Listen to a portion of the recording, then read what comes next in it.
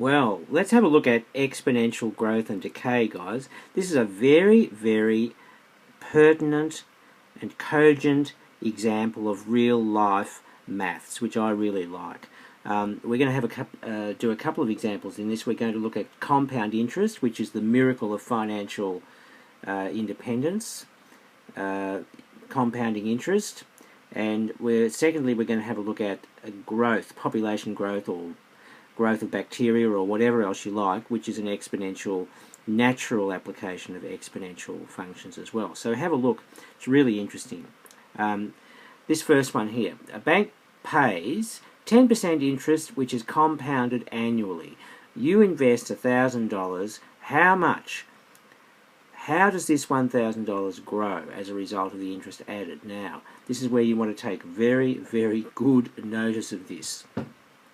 If you want to get your finances straight. Compounding is a miracle, okay? As far as your money is concerned, it's great. Now, let n be the number of years that I've written here. Let n be the number of years of the interest earned, okay? So, and we're going to let A be the amount invested, which in this particular example is $1,000, all right? So let's just see what we can do with this. Now, if we analyse this, it's very interesting because when n is naught, A, which I've got A subscript naught, that means A at time 0, in our case is $1,000, right?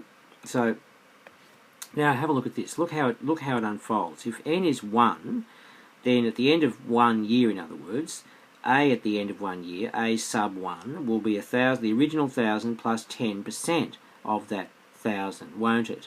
Because it earned 10%, and it's compounded annually. So our new principle is this: 1,000, just taking that out as a common factor, is 1,000 into 1 plus 10 over 100. All right, and that's basically equal to, in general terms, if you just had an amount invested of A naught, that would be A naught or A 0 times 1 plus 10 over 100 to the 1 after 1 year. Agree with that?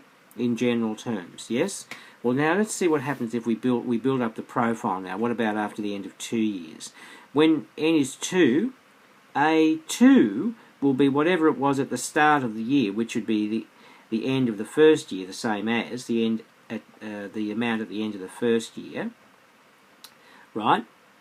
That's the start of the second year. The end of the first year is the same thing, plus 10% of it, right? Because it's growing for the whole of the second year. Yes? Okay, so therefore that equals that, right?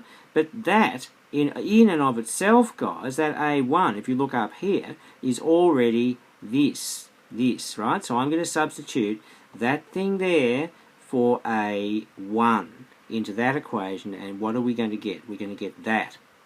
See? So this is getting interesting, isn't it? So at the end of 2 years, we've got A0, or the amount at the very start, times 1 plus 10 over 100 to the 2. You see how this is an exponential function? Because the variable number of years here is in the exponent, right? That's why savings is really good when it compounds, because it's an exponential relationship. So, okay, at the end of the third year, A3 will be what it was at the start of the year, which happens to be A2 plus 10% of it, right? And that equals that, yes, but of course A2 from the previous line was this. So we're going to substitute that in for the A2, and what are we going to get? We're going to get that, right? You're getting this now. You're starting to see what happens. So when we get x years, if n was generalizing up to x years, then A at the end of x years would be A sub 0, A subscript 0 times 1 plus 10 to 100 to the x. That's an exponential function, right? It is an exponential function, and it's wonderful if your money is in a compounding account.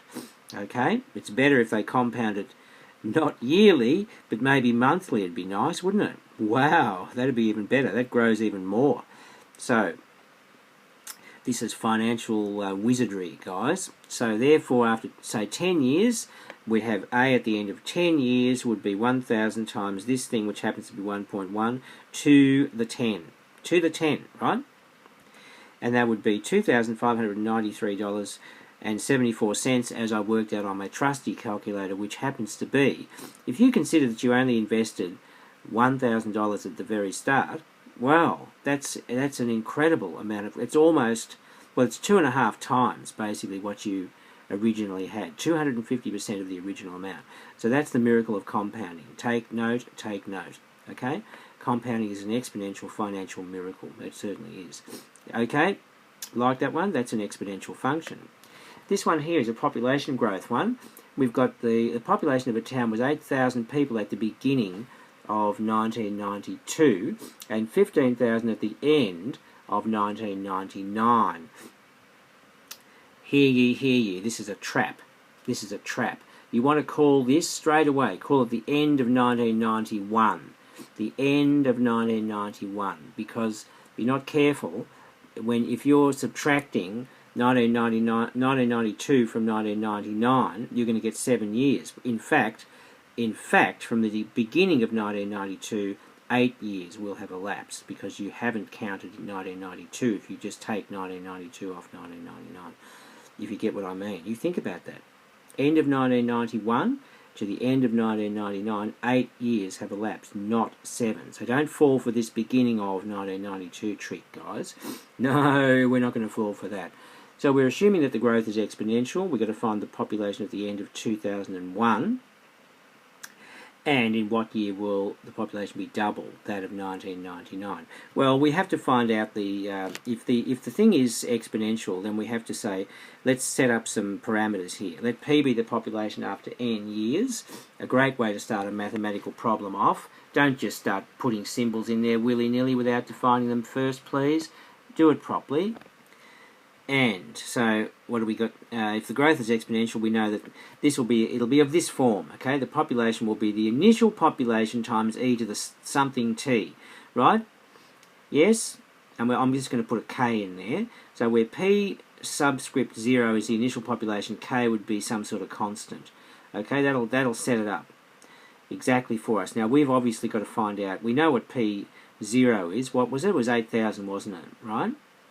And we've given some boundary conditions here. So we know that it's 8,000 at the beginning of, or at the end of 1991. That gets us our P0. And this 15,000 at the end of 1999 is going to get us our K, guys. We're going to sub that in and we're going to solve it for K. And then it'll be hooray. We can work out everything else they need to know, guys, because we'll have our function fully defined.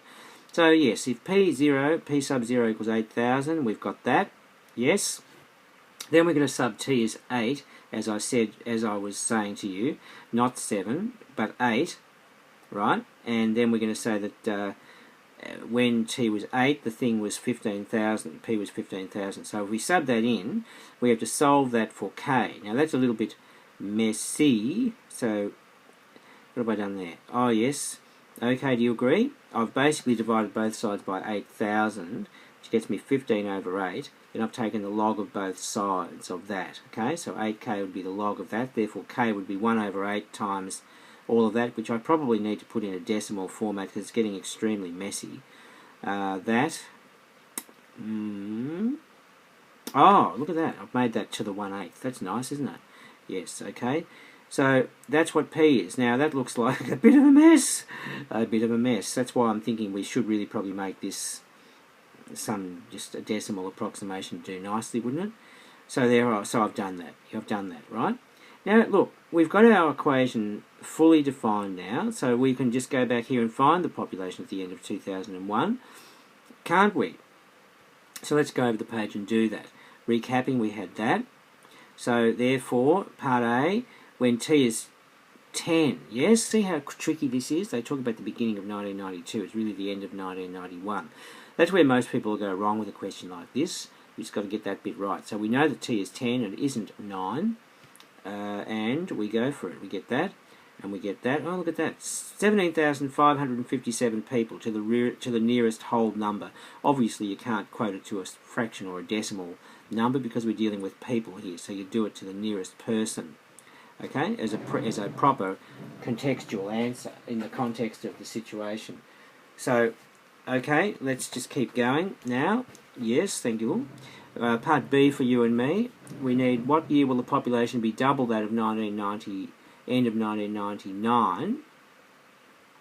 Okay, so we know that at the end of 1999 it was 15,000, so we're talking 30,000 people. So we just got to plug that in, plug and play, and solve it with t, guys. And pretty easy, yes.